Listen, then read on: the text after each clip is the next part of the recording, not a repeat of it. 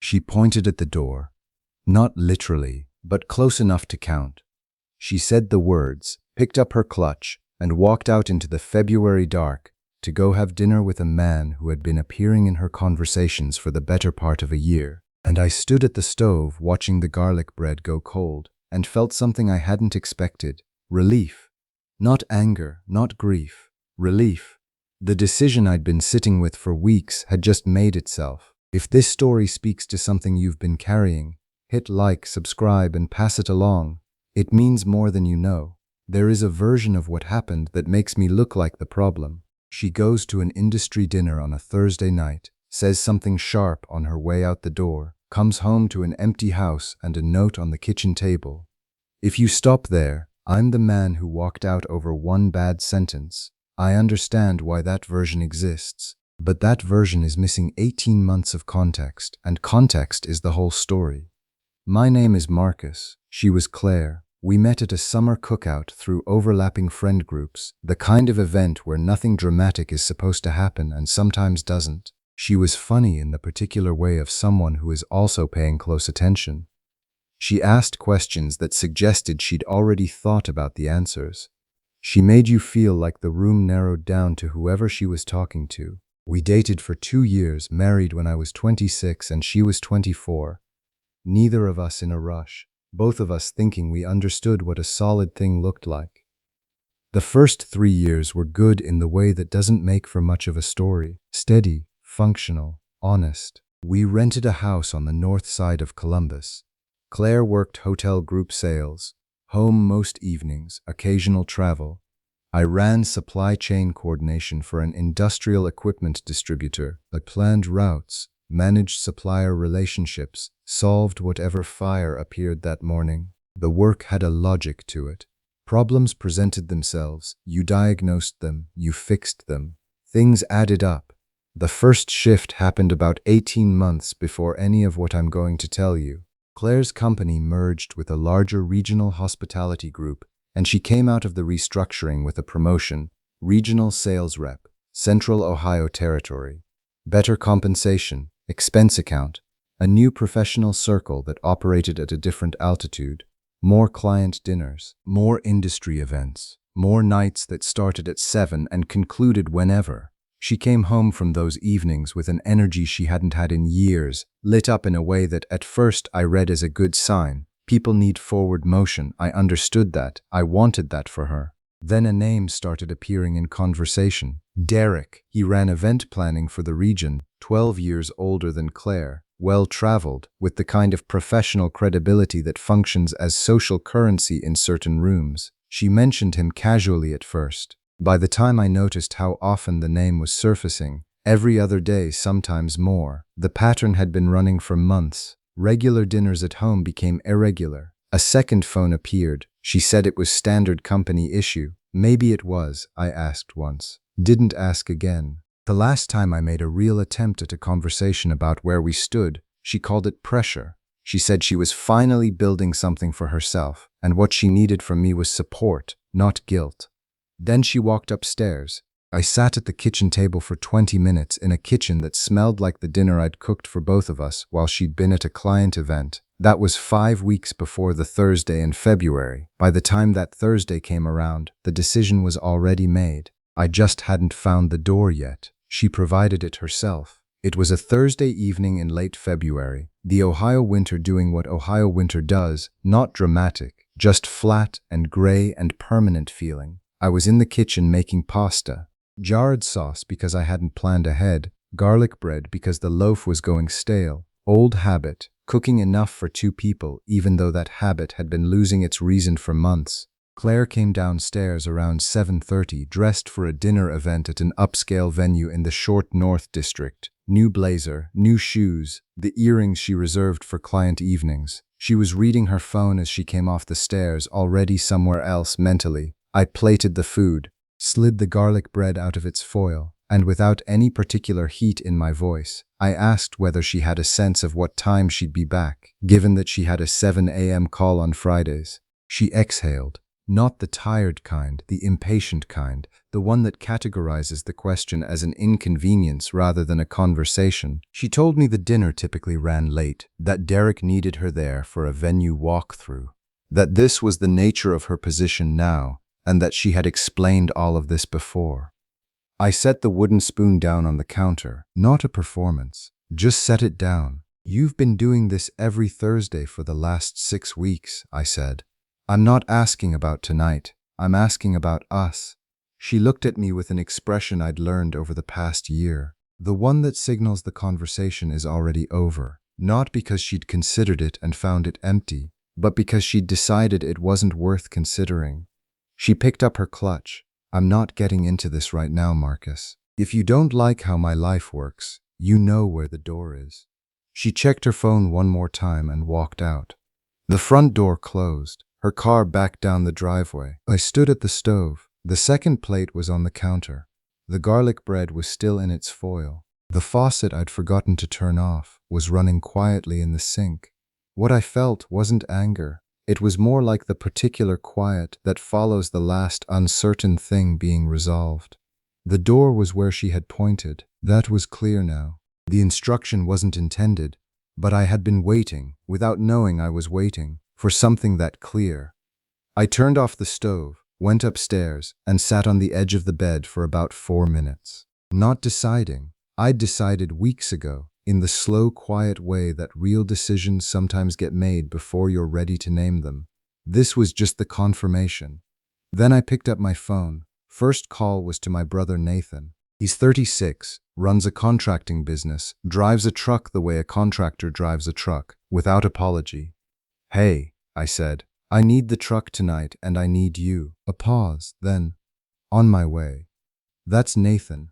He doesn't require the full brief before deciding whether to show up. Second call was to a college friend named Owen who works warehouse logistics on the east side. I told him to think about the time he helped me clear out a storage unit in 2 hours. He said, yeah. I said, I need that energy right now. A short, dry laugh. Text me the address. The third one I handled by walking next door. My neighbor Phil has lived there 4 years and carries a running tab of favors that neither of us keeps track of in any formal way.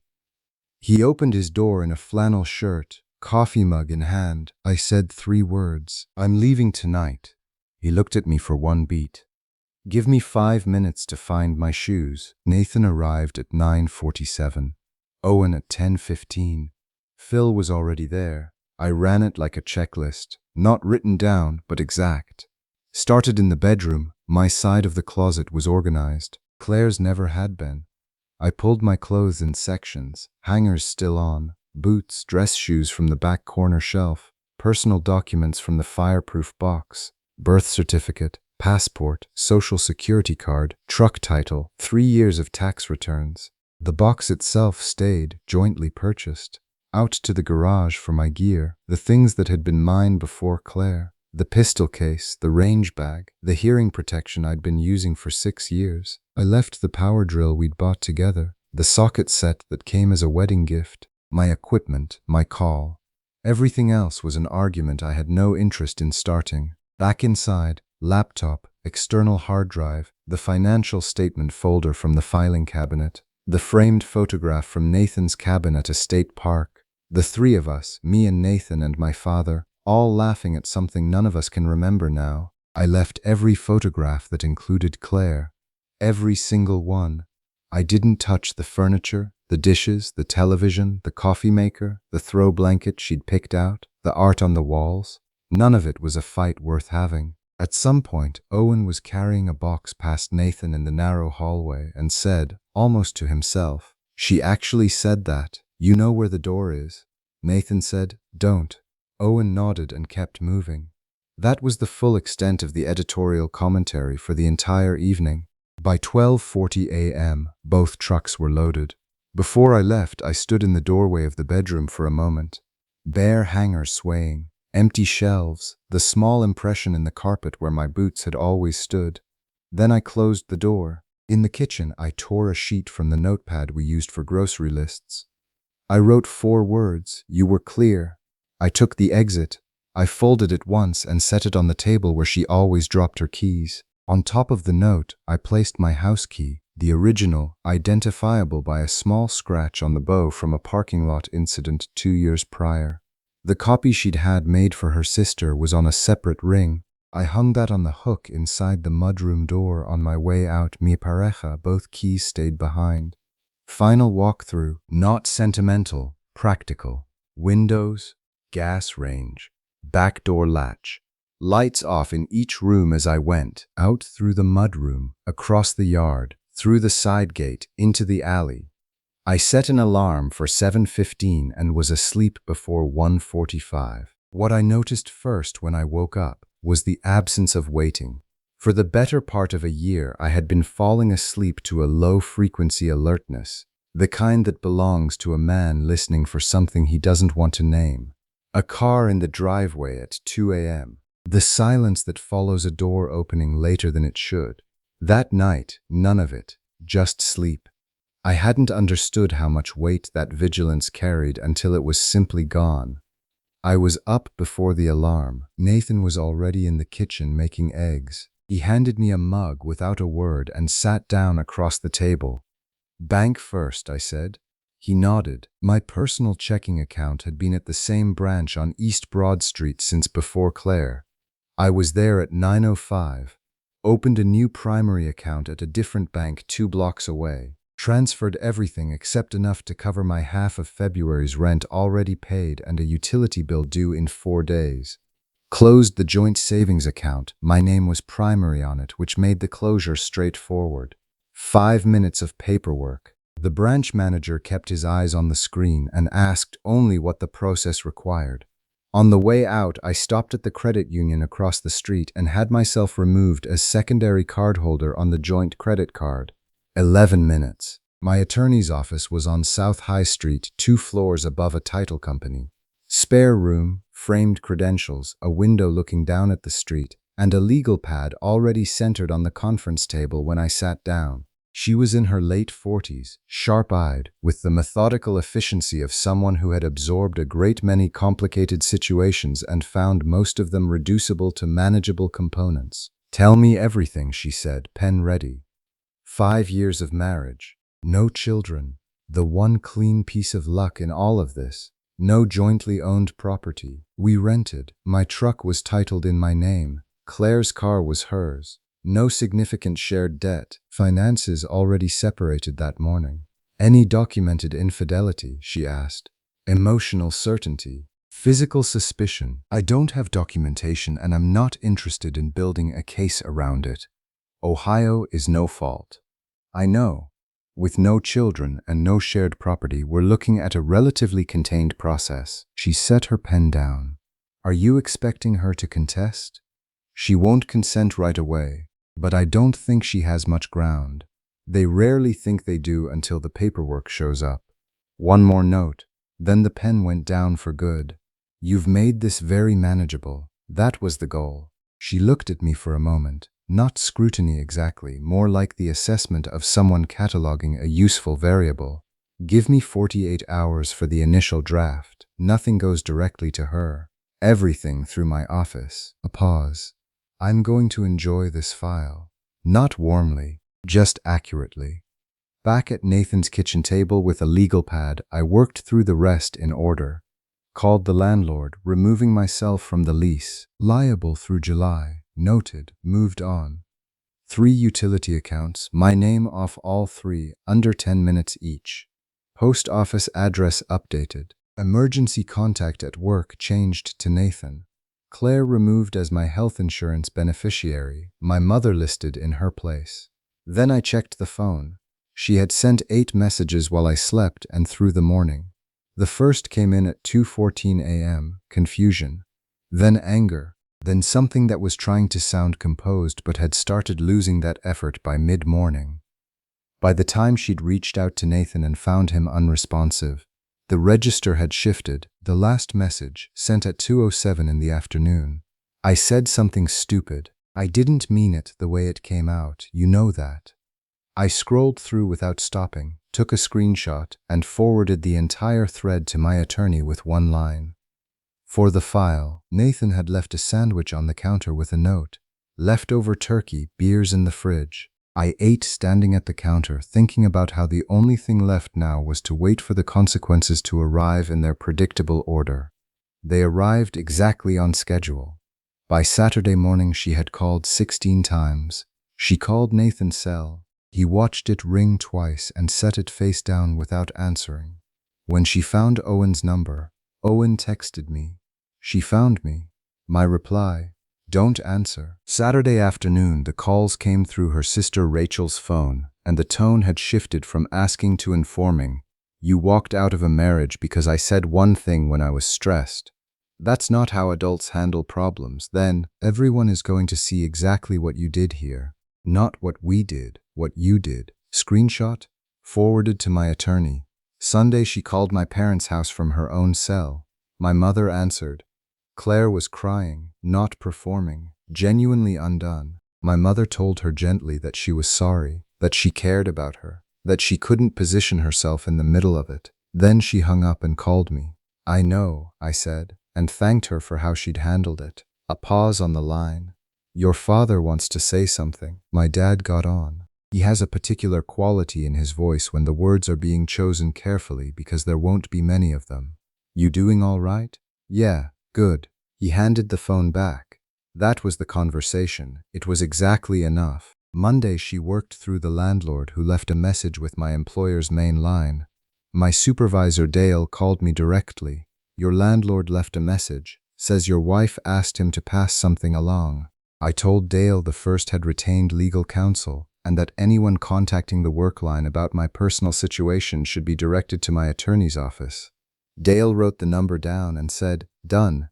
He's a former Army logistics officer. He does not insert himself into things that aren't his. Tuesday, she emailed my personal address. 4 paragraphs. The phrase "I didn't mean it the way it sounded" appeared 3 separate times. I read it once, forwarded it to my attorney, and marked the sender as spam. Wednesday morning, a text from an unknown number.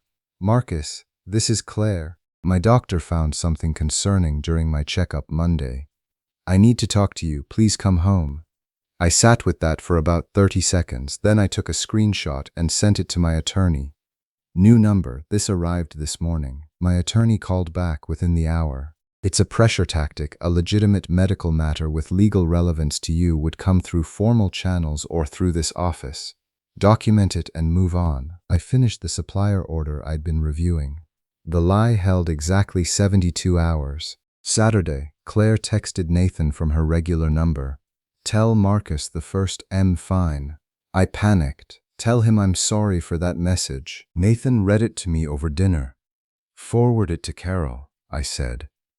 Already did, he said. We finished eating. Neither of us said anything more about it. The following Monday evening, Nathan texted. She's at the end of the drive. She'd come to his house, calmly this time. Asked to wait inside. Nathan said no. Asked to wait on the porch. He said he'd prefer she didn't. Mi pareja, she stood at the end of the driveway for 40 minutes in the dark, waiting for a car that wasn't coming. Because the moment Nathan's text arrived, I had already driven across town to Phil's place in Clintonville. Not his first choice of destination, but it was the only address where nobody would think to look. When she finally left, she said to Nathan, "Does he know I came?" Nathan, "He knows." She got in her car and drove away. Thursday of that same week, she came to my workplace. I pulled into the distribution center lot at 7:50 and saw her silver sedan in the visitor section, parked across from my usual spot. I walked to the entrance at a normal pace. She got out of her car when she saw me and called my name. I kept walking. She called it again, louder, and heads turned in the lot.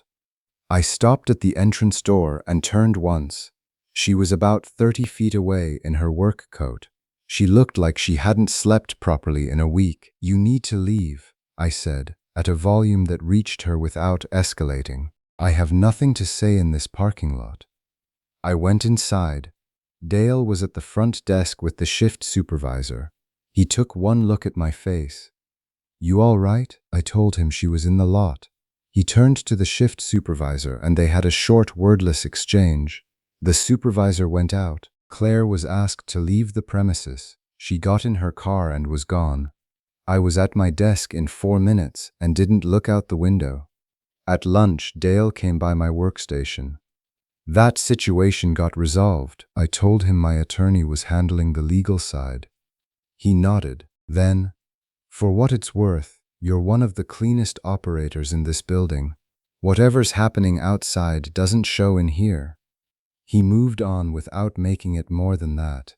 It mattered more to me than a longer speech would have. At the end of that week, Claire's father left a voicemail at Nathan's landline. Nathan didn't pick up, but he played me the message in his kitchen. Claire's father had the voice of a man who had already decided he understood the situation completely. His daughter was devastated. A man of character doesn't walk out on his wife over a single comment. He expected a return call. I listened once, then asked Nathan to update the outgoing voicemail to redirect calls about me to my attorney's office.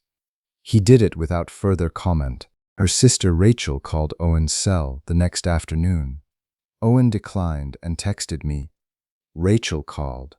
Said to tell you I had nothing to say. He added, her whole family is running this like a committee. Then Derek called my employer's main line. The receptionist patched him through before checking with Dale. He introduced himself in a voice carefully calibrated for neutrality. The neutrality of someone who has rehearsed what to say and what to avoid. He told me their relationship had always been professional. I told him I hadn't accused him of anything. He said he thought I should hear it from him directly. I said, okay. He said she was going through a hard time.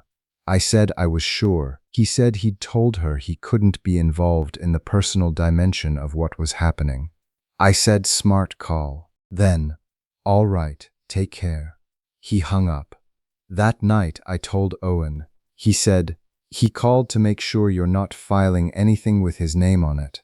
Probably, I said. The ones who want nothing to do with it are always the ones who had everything to do with it. It didn't change anything. It didn't need to. My attorney called midway through the 3rd week. Claire had retained her own counsel, a man named Boyd, who had submitted a preliminary letter contesting the separation terms. She was claiming she had put career development on hold during the marriage and was seeking spousal maintenance. On what grounds, I asked. Practically speaking, none that will hold. Her income is higher than yours. Her career trajectory has been continuously upward. There's nothing in the record that supports the claim. I'll respond this week. 6 to 8 weeks added to the timeline. Outcome unchanged. A pause. You don't need to do anything. Just keep living your life. Easy enough. I was already doing exactly that. The rental on Brighton Road came available at the end of the 3rd week. Nathan drove me over on a Wednesday evening after work. A 1940s 2-bedroom on the Near East Side. Oak floors, scuffed but solid. The kind that have been lived on enough to have history rather than damage. The kitchen needed new hardware on the cabinets. The back bedroom had a water stain from a repaired roof leak. And the landlord, a man named Gil, showed me the repair documentation without being asked. That told me something useful about him. The yard was small and fenced. The garage was empty except for a pegboard on the back wall with a few hooks still in it. Dry floor. Good light when you opened the door all the way. Gil said most people wanted to think it over. I said I'd thought it over. We signed the paperwork at the kitchen table. Month to month. My name only. March 1st was moving day. Same 3 men. 2 hours. The air mattress went down in the back bedroom that night, and I slept on it without minding. The room was mine. The house was mine. No one was coming home late. The first Saturday in the new place, I drove out to the shooting range on the east side. I had a handgun that had been sitting in a case on a closet shelf for 2 years. Bought it before the marriage, taken out maybe 4 or 5 times, then gradually absorbed into the background as weekends filled up with other priorities. I cleaned it the night before like you clean something you've been neglecting when you're ready to acknowledge the neglect. I paid for an hour at the indoor range and put 150 rounds downrange. Not competitive, not aggressive, just the particular focus that belongs to a man standing still with something in his hands that requires his full attention. Front sight, trigger press, follow through, the noise, the smell of powder, the familiar weight settling into a grip that remembered it. 3 hours passed before I noticed I hadn't checked my phone. I couldn't remember the last time that had happened. Before the marriage settled into Claire's schedule and her social architecture, I had come here most Saturdays. Not always this range, but always something like it. Claire had called it my gun thing, in the tone of someone who expected a reasonable adult to eventually find a more social hobby. The phrase never got corrected. Saturday mornings at the range just quietly disappeared from my life, the way things that are yours disappear when the life around them stops leaving room. What happened next changed everything.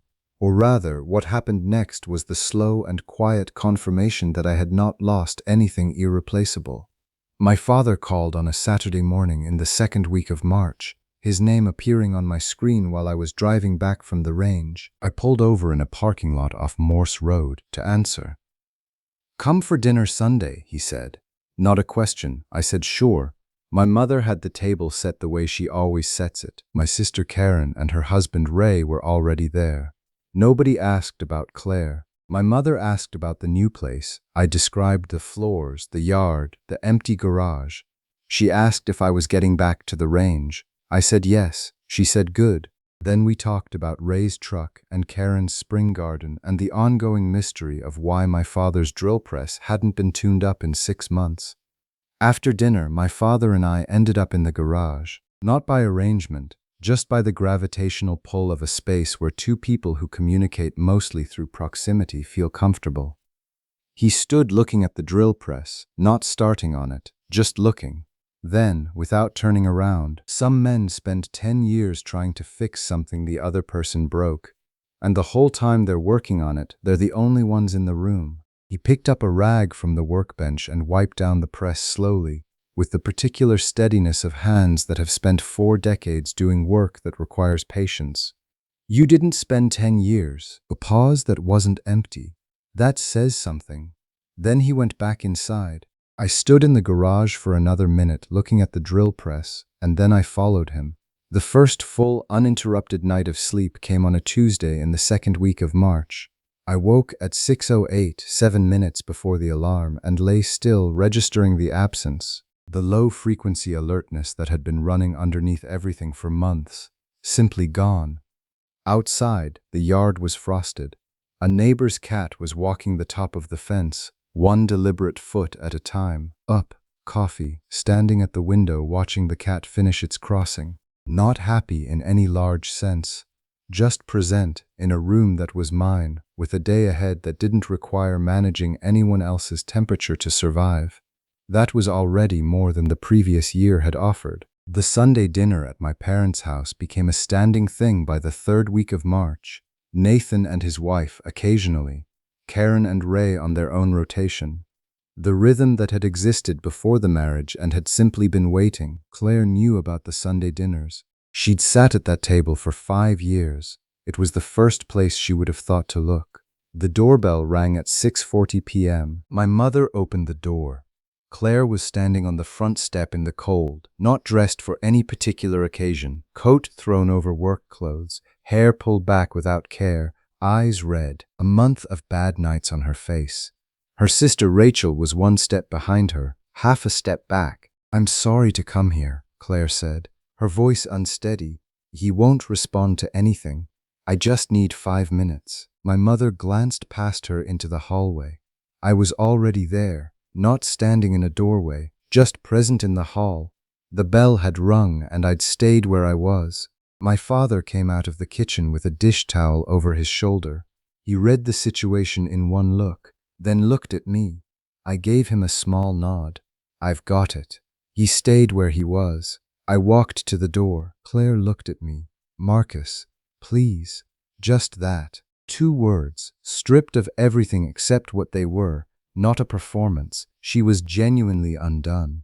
I registered this without it moving anything inside me. The time for that to move something had been several months earlier. What she was experiencing now was consequence. Consequence is not the same thing as emergency. You came here instead of going through my attorney's office, I said. I don't want lawyers. I want to talk to you. There's nothing to talk about in a doorway. Then let me come inside. No. Rachel, from the step. This is cruel. Renee, I didn't look at Rachel. My eyes stayed on Claire, level, without heat. I said one thing, Claire said. One thing when I was stressed and running late. You used it to end our marriage. You know that isn't fair. I let her finish. Then, you told me clearly that if I didn't like how your life worked, I knew where the door was. I took you at your word and used it. That is the whole story. That is not what I meant. Then you should have meant what you said before you said it. Something crossed her face, not anger, something behind it. The first real arrival at the understanding that there was no thread here to pull, no version of this conversation that led back to where she wanted to go. She had come expecting a crack in the wall, the old Marcus who would bend because he needed her to stop being upset. That man was not standing in this doorway. Mi pareja, that's it, she said. 5 years, that's it. The 5 years ended before that Thursday. Thursday night was just the door. Rachel put a hand on Claire's arm. Come on. Claire stood still for a long moment, long enough to have its own weight, and then she turned. They walked back to the car without any more words. When the car backed out of the driveway, I stepped inside. My mother closed the door quietly. The dining room was still. Nathan was looking at the table. Ray was looking at the wall. Karen looked at me with the expression of someone who has understood everything and knows that saying it out loud would make it smaller. My father came back from the kitchen, dish towel still on his shoulder, and sat down at his place. Pot roast is getting cold, he said. My pareja, we ate. Later, when the table was cleared and the others had gone and it was just my mother and me in the kitchen, she touched my arm. You didn't owe her a scene, she said.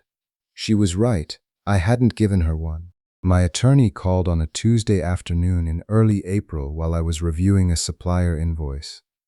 Boyd backed down. She's withdrawing the spousal maintenance claim and accepting the separation agreement as drafted. What changed? Reality. Her income is higher. Her career trajectory is documented. Nothing in the record supports the claim. The moment I sent the financial comparables, Boyd folded. A pause. Boyd's acceptance means we can use the consent pathway. 6 months, not 12. The clock runs from late February. You'll be finalized by end of August. That works. You are my most uncomplicated client this year. Not warmly, just accurately. By mid-April, I had joined the range as an annual member. Tuesday evenings after work, 1 hour, consistent. Nathan came out with me once in April, said he'd forgotten how much he enjoyed it, then proceeded to shoot better than me, which was irritating and also fine. By May, the rhythm of the new life was established. Work Monday through Friday, Saturday mornings at the range, Sundays at my parents' or at Phil's backyard where there was a fire pit and lawn chairs and usually something on the grill. And nobody talked about anything that had happened in February. Phil is good company in the specific way of people who don't feel the need to fill silence with conversation. We could sit by the fire for an hour and say 12 words between us and both be the better for it. Sometime in June, I bought a proper cleaning kit, a bore guide, a better rod, a set of patches that weren't disintegrating, small things, the kind of maintenance that accumulates when you stop paying attention and catches up when you start again. 3 mornings a week, I ran along the river trail before work, 5:50 a.m. in the dark that was getting lighter each week as spring arrived. I'd done this before the marriage, stopped in year 2 when the schedule stopped accommodating it. Now I was back. No headphones, just the trail and the pace and the early morning air. Owen and I had drinks at a brewery on the east side one evening in late May. Over the second round, he said, "You seem different." Different how? He thought about it. Less occupied, he said. He was right. For years I had been occupied in the way of someone managing a situation that never quite stabilized. reading the temperature of a house when I came home, adjusting, preparing for the next correction. That occupation was gone. The space where it had been was just space, empty in the way that means available. The divorce decree arrived on a Tuesday in late August, in a standard envelope forwarded from my attorney's office. I opened it at the kitchen table with a cup of coffee made in the machine I'd bought for this house. 2 pages of formatted legal language and a court stamp. 5 years of marriage reduced to paragraph structure and official notation. I read it once, folded it back into the envelope, and put it in the new fireproof document box. Mine for this life, next to the birth certificate, passport, and truck title. Then I went to work. That evening I was at the range for a late Tuesday session when my phone buzzed in my range bag between strings. An unknown number. I finished the magazine, set the pistol down, and opened it. I heard it came through today. I want you to know I'm sorry for the way everything went. You deserved better from me. The phrasing, the timing. I knew it was her. I typed back, I know. Take care of yourself. Then I put the phone back in the bag and picked up the pistol. 2 magazines left. The lane was mine for another 20 minutes. The range was quiet that night. Just a couple of other shooters 2 lanes over, and the work was good. That Friday, Nathan, Owen, and Phil came over. Phil ran the grill, not a preference, a fact of the universe.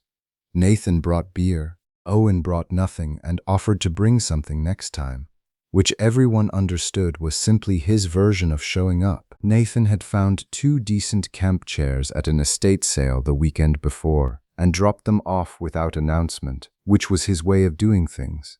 4 chairs in the grass now, 2 aluminum, 2 canvas, in the August evening going orange and soft at the edges. The smoke from the grill went straight up in the still air. Nathan raised a bottle. To the man who walked through the door, Fred, I said, what does that even mean? Owen, it means he's not an idiot. Phil put the steaks on the plates. We sat in the yard in the 4 chairs and ate and talked about things that had nothing to do with February and let the evening go on the way evenings do when nothing is wrong. I tell this story the way you tell something that happened to a person who used to live in your body. Not with distance, but with the specific recognition that the man who stood at that stove on a Thursday in February was already mostly gone before that night arrived. He had been managing, not living, holding the shape of something that had been emptying out for a long time before she handed him the door. She said it, he used it. You cannot make someone choose you. You can only be honest about what you will and won't accept, and then be willing to mean it when it costs you something. He was willing. He meant it. And that turned out to be the whole of it.